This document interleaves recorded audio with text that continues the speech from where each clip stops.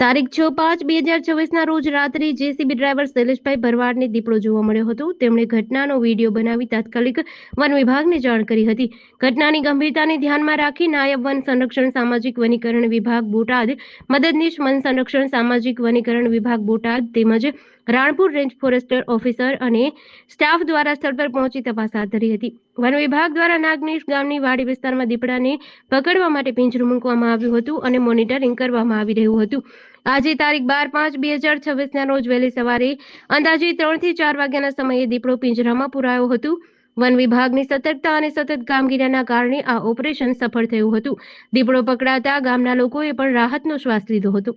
રણજીતસિંહ મોરી, વનરક્ષક રાણપુર માં જ્યારે અમને પાકી બાતમી મળી, વિડીયો સામે આવ્યો ત્યારે અમે સ્થળ તપાસ કરી અને પગલાં જોયા। પછી તાત્કાલિક પાંજરાની વ્યવસ્થા કરાવી અને અમે સતત પેટ્રોલિંગ રાખ્યું।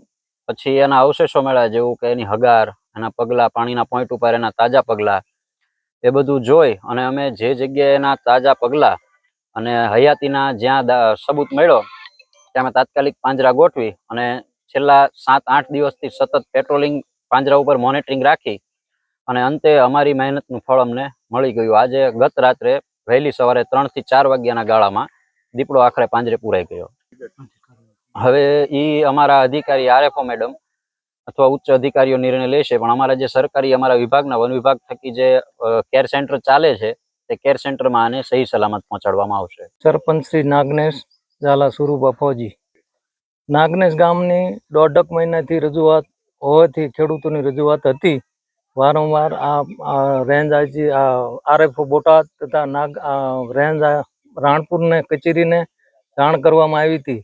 આખરે 6-7 દિવસથી 10 દિવસથી પાંજરા ગોઠવેલા હોય અને રાણપુરના ફોરેસ્ટ અધિકારીઓએ જે જહેમત કરીને દીપડો પાંજરે સુરક્ષિત પુરાયો છે તે બદલ એમનો ખૂબ ખૂબ આભાર। અને ગામનો જે ખેડૂતોને ભયનો માહોલ હતો એ બધો દૂર થઈ ગયેલ છે। હવે કોઈ પણ પ્રકારની જાનહાનિ કે એવું કંઈ દહેશત જેવું છે નહીં। પરમાર અનિરુદ્ધસિંહ પોથુભા। અમે લોકો રાત દિવસ છે ને પેટ્રોલિંગ કરતા હતા અને તેના પગલાંના નિશાન ખેડૂત પાસે બાતમી લેતા અને વારંવાર રાતના એને ખેડૂતોને સલાહ આપતા કે કોઈને રાત્રે એને ખેતરમાં જવું નહીં અને ગામના લોકોને સાવચેતી કરી અને ગામના લોકોને એ બાજુ આવવાની ના પાડી અને રાતના પેટ્રોલિંગ કરીને દિવસના બી કઈ જગ્યાએ જાય છે, ક્યાં રહે છે, ક્યાં પાણી પીવે છે, એ બધું નિરીક્ષણ કરી અને આખરે પછી અમે પિંજરામાં બકરું બાંધેલું, અહીંયા બકરું ખાવા ગયો, પકડાઈ ગયો। એનું કારણ એક જ છે કે કચ્છમાંથી જે વાંઢિયાર આવે ને બકરી ઘેંટાવાળા, એ લોકોની પાછળ આવતો હોય અને અહીંથી શું છે કે પછી એ લોકો આડાવડા નીકળી જતા હોય એટલે આને અહીં 1-2 જગ્યાએ સારું રહેણાંક મળી જાય એટલે પછી અહીં રોકાઈ જાય અને આગળ પછી ઓલા બકરાવાળા નીકળી જાય એટલે એ અહીં પછી સારું મળે એટલે રહેણાંક કરી નાખે। કેબી ગોહિલ, મામલતદાર રાણપુર। આગળની 6-5 તારીખના રોજ રાણપુર તાલુકાના નાગનેશ ગામે દીપડો હોવાની માહિતી મળેલ। સરપંચશ્રી દ્વારા એક જીસીબી ડ્રાઈવરે એમને વિડીયો મોકલેલ, આપત્તિના ગ્રુપમાં મૂકેલ। એના આધારે અમોએ ફોરેસ્ટને અધિકારીને સૂચના આપેલ તાત્કાલિક દીપડો પકડવા માટે કાર્યવાહી કરે, જેથી તેમના દ્વારા 7 તારીખના રોજ 2 અલગ અલગ પાંજરા મૂકવામાં આવેલ અને સ્ટાફ સતત વોચમાં હતો। દરમિયાન આજે 12 તારીખના રોજ સવારના દીપડો પાંજરે પુરાયેલ છે। સવારથી પોલીસ સ્ટાફ, ફોરેસ્ટ સ્ટાફ અને સરપંચશ્રી સાથે રહી દીપડાને અત્યારે રેન્જ ફોરેસ્ટ ઓફિસર અહીંયા લાવવામાં આવેલ છે।